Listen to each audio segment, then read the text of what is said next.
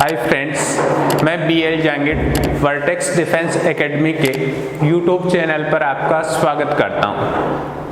आज हम पढ़ेंगे एकविमीय गति, वन डायमेंशनल मोशन के एक टॉपिक चाल की बात करते हैं। चाल की बात करें, स्पीड। चाल होती क्या है? दूरी में परिवर्तन की दर को हम क्या कहते हैं? चाल कहते हैं। Rate in change in distance is called speed.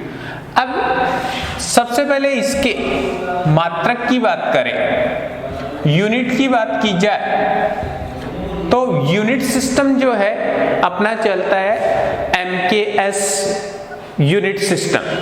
MKS में इसकी यूनिट होती है मीटर पर सेकंड।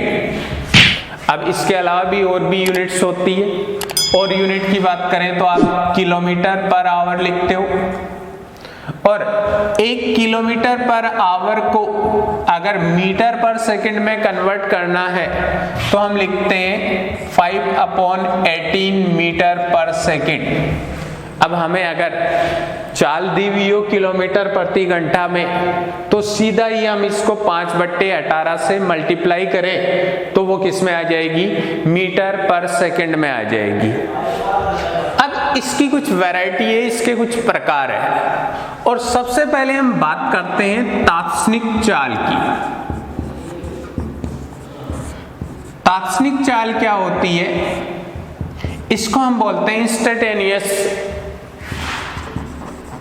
स्पीड। किसी भी समय विशेष पर कोई पार्टिकल है, उसकी जो स्पीड होती है उसको हम क्या कहते हैं? इंस्टेंटेनियस स्पीड कहते हैं। इसका एग्जाम्पल है गाड़ियों का स्पीडोमीटर। गाड़ियों का स्पीडोमीटर जो होता है वो तात्क्षणिक या इंस्टेंटेनियस स्पीड को डिनोट करता है। उसके बाद में जो क्वेश्चन आते हैं वो आते हैं औसत चाल में से। औसत चाल की हम बात करें, एवरेज स्पीड।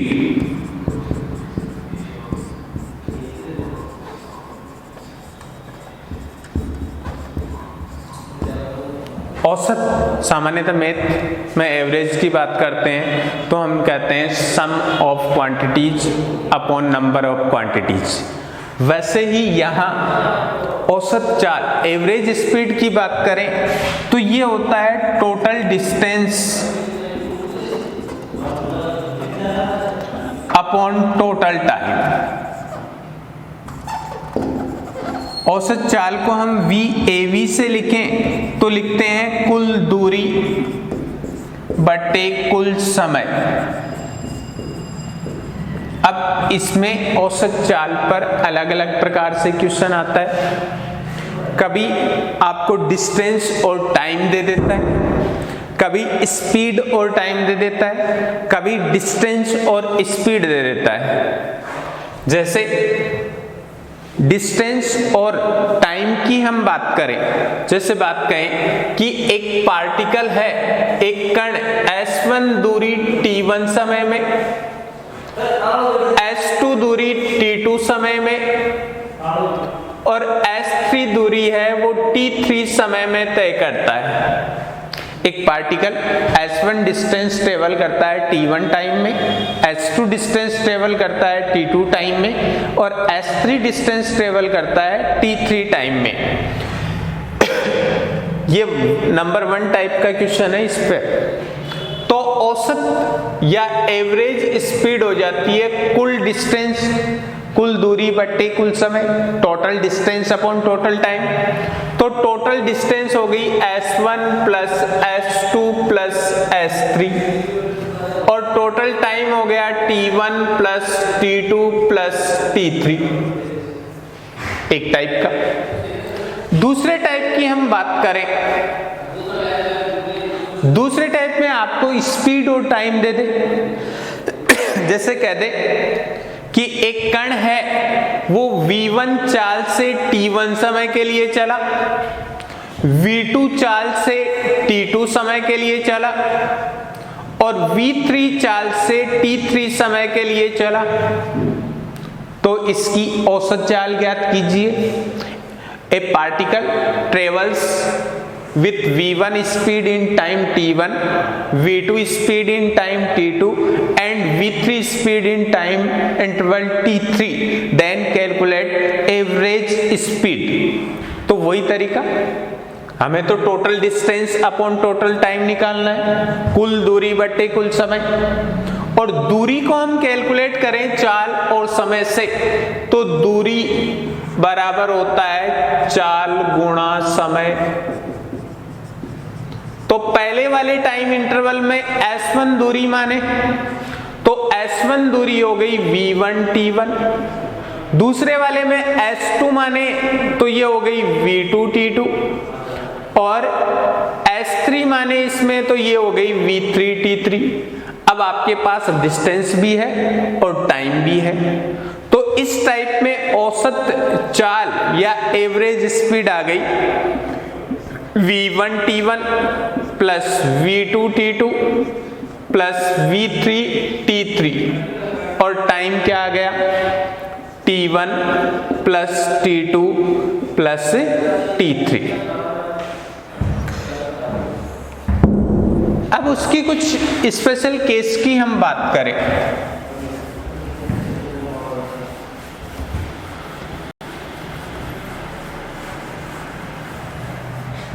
और इसमें एक ही केस आता है, अगर कोई पार्टिकल इक्वल टाइम इंटरवल में डिफरेंट स्पीड से ट्रेवल करता है। अगर एक कण समान समय अंतरालों में अलग अलग चालों से गति करता है, इसका मतलब है कि समय अंतराल सारे के सारे सेम हो गए।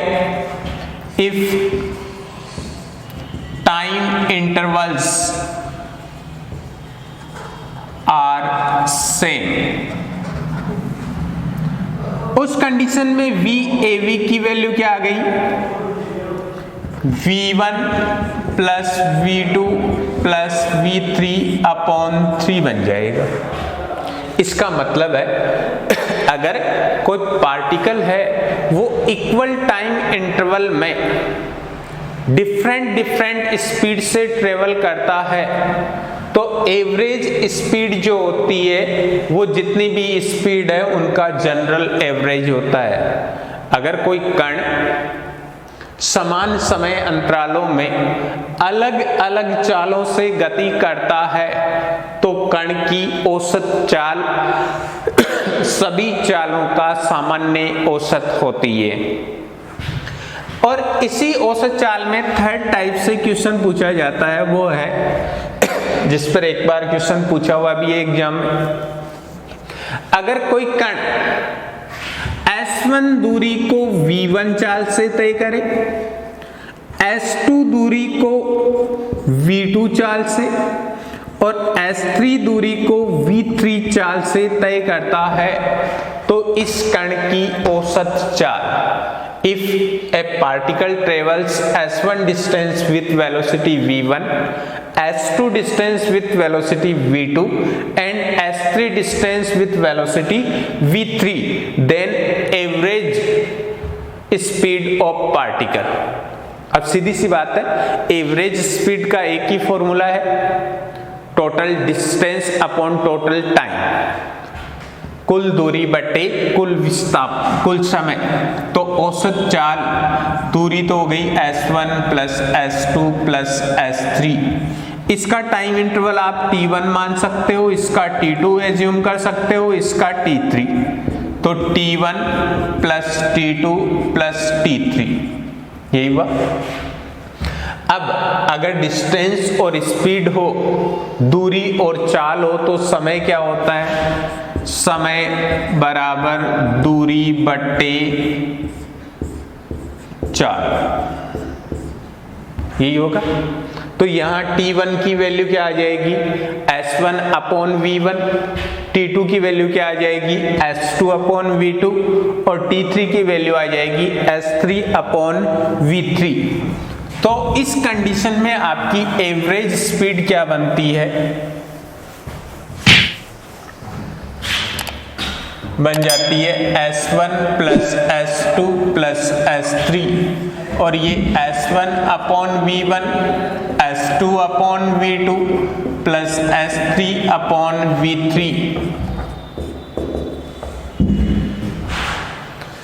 अब इसमें भी एक स्पेशल केस है, वो है कि अगर डिस्टेंस इंटरवल सेम हो, दूरियों का अंतराल यदि समान हो, तो यदि S1 equal to S2 equal to S3 है तो तीनों इक्वल हो गए। एवरेज स्पीड क्या आ गई, ऊपर तो हो गया 3 और नीचे 1 अपॉन V1, 1 अपॉन V2 और 1 अपॉन V3। तो आप इसको 3 अपॉन VAV भी लिख सकते हो।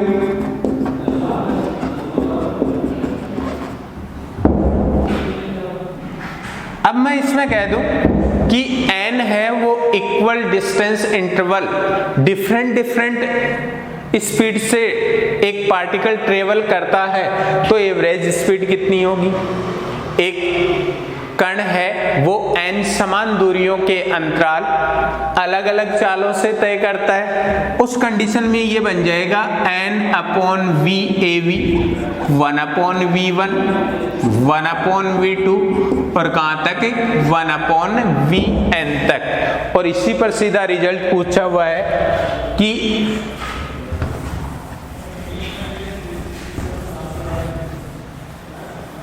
रिजल्ट क्या है कि ये कोई पॉइंट है A और ये पॉइंट B है। एक पार्टिकल जाते समय V1 स्पीड से गया और B से A तक वापस आते समय V2 स्पीड से आया, तो डिस्टेंस इंटरवल तो सेम हो गया। कितनी डिस्टेंस है इंटरवल हुए, एक जाने का एक वापस आने का, तो ये बन जाएगा 2 upon VAV, 1 upon V1 plus 1 upon V2। और इसको आप सोल्व करते हैं तो ये 2V1 V2 upon V1 plus V2 बन जाता है। अब सबसे बड़ी बात, इन क्वेश्चनों में गलती कहाँ होती है, अगर कोई भी पार्टिकल डिस्टेंस ट्रेवल करते समय कहीं भी रुकता है तो रुकने का समय हमेशा औसत चाल में कैलकुलेट किया जाता है। अगर कोई कण अपनी यात्रा के दौरान कहीं भी रुकता है तो रुकने का समय हमेशा औसत चाल में इंक्लूड होता है। If particle during its motion stops whenever, then time of stopping always calculate into average speed। जैसे क्वेश्चन है कि एक लड़का 100 किलोमीटर दूर स्थित शहर जाते समय 25 किलोमीटर प्रति आवर एवं लौटते समय 40 किलोमीटर प्रति आवर की चाल से चलता है, तो लड़के की औसत चाल ज्ञात कीजिए यदि पहला है वह तुरंत लौट आए,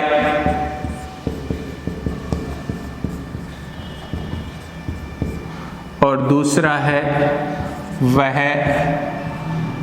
शहर में 1 घंटे रुकता है। इस क्वेश्चन पर हम चर्चा करें। देखो,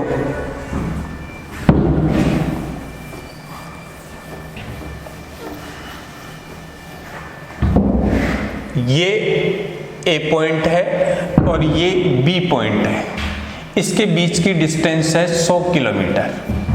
ठीक है, एक लड़का जाते समय किस चाल से चला? 25 किलोमीटर प्रति आवर की चाल से चला, और वापस आते समय किस चाल से आया? 40 किलोमीटर प्रति आवर की चाल से वापस आ गया।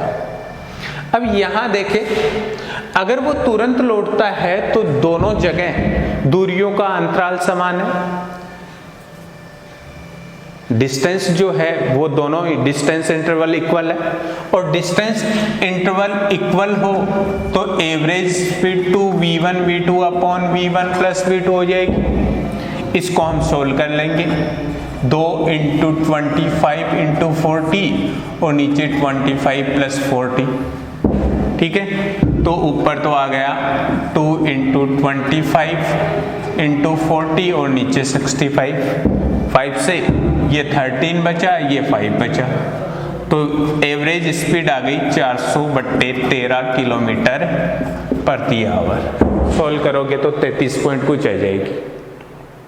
लेकिन वो रुकता है, रुकते ही काम गड़बड़ है। रुकने का समय, अगर वो स्टॉप करता है, वहां स्टे हो जाता है 1 घंटे के लिए, तो रुकने का समय एवरेज स्पीड में हमेशा कैलकुलेट होता है, और हमेशा कैलकुलेट हो तो एवरेज स्पीड हो जाती है कुल दूरी बट्टे कुल समय। एक जाने का समय, एक वापस आने का समय, और टी डेज है वो रुकने का समय। अब यहां हम ध्यान से देखें, ऐसे जाते समय कौन सी स्पीड? 25 किलोमीटर प्रति आवर, और टाइम निकालना हो तो time equal to distance upon speed होता है। तो जाते समय कितने घंटे लगे? 4 घंटे, और वापस आता है वो 40 किलोमीटर प्रति घंटे की चाल से, तो आते समय जो समय है वो 2.5 आवर,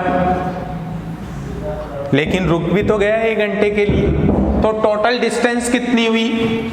100 + 100, और टाइम कितना लगा? ये 4 घंटे जाने का समय, 2.5 घंटे आने का समय, और 1 घंटे रुकने का समय।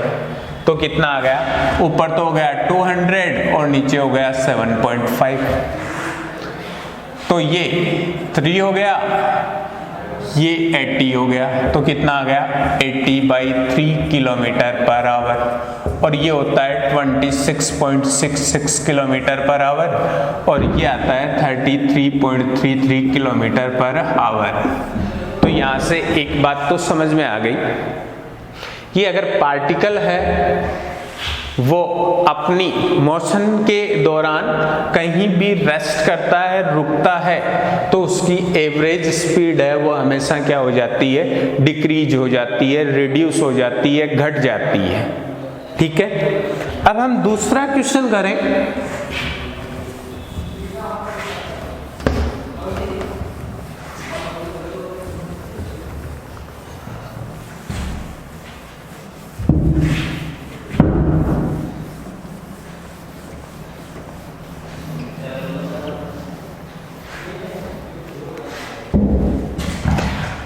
जैसे दूसरा क्वेश्चन है कि एक कण अपनी यात्रा की कुल दूरी का 1/3 30 किलोमीटर प्रति आवर तथा शेष 45 किलोमीटर प्रति आवर की चाल से तय करता है, तो कण की औसत चाल। क्वेश्चन है, ए particle covers 1/3 of total distance with speed 30 km/h and remaining covered with speed 45 km/h. Then calculate average speed of particle. तो यहां देखें, टोटल डिस्टेंस को मैं s मानूं, s एज्यूम कर लूं, तो इसका 1/3 s/3, और रिमेनिंग कितना हुआ, s minus S by 3, 2s by 3 हो गया। यहां इसकी स्पीड कितनी है, 30 किलोमीटर पर आवर, और यहां इसकी स्पीड हो गई 45 किलोमीटर पर आवर। अब देखो डिस्टेंस दी हुई है और स्पीड दी हुई है, एवरेज स्पीड निकालनी है। तरीका वही है एवरेज स्पीड का, total distance upon total time. Distance total कितनी हुई, s, और टाइम इसमें निकालना है तो डिस्टेंस अपॉन, अगर टाइम निकालना हो तो डिस्टेंस को हम किससे डिवाइड करते हैं, स्पीड से। तो पहले में टाइम आया s upon 3 in divided by 30 plus दूसरे में कितना आया, डिस्टेंस 2s बाई 3, इसको डिवाइड कर देंगे 45 से, ये तो हुआ। अब इनमें जो कॉमन है उसको हटा दो, कॉमन s से हट गया, यहां कॉमन 3 है वो ऊपर चला जाएगा, ये 1/30 प्लस 2/45 आ गया। 30 और 45 का एलसीएम कितना, 90 होता है। 90 एलसीएम ले तो ये 3, 90 एलसीएम आ गया, ये आया 3 और ये आ गया 4, तो 90 ऊपर चला जाएगा, 90 को 3 से मल्टीप्लाई करोगे तो 270/7 किलोमीटर पर आवर। ठीक है, ये अपना टॉपिक था स्पीड का। नेक्स्ट टॉपिक की हम चर्चा करेंगे। अगर आपको वीडियो अच्छा लगे तो लाइक, शेयर और सब्सक्राइब जरूर करें।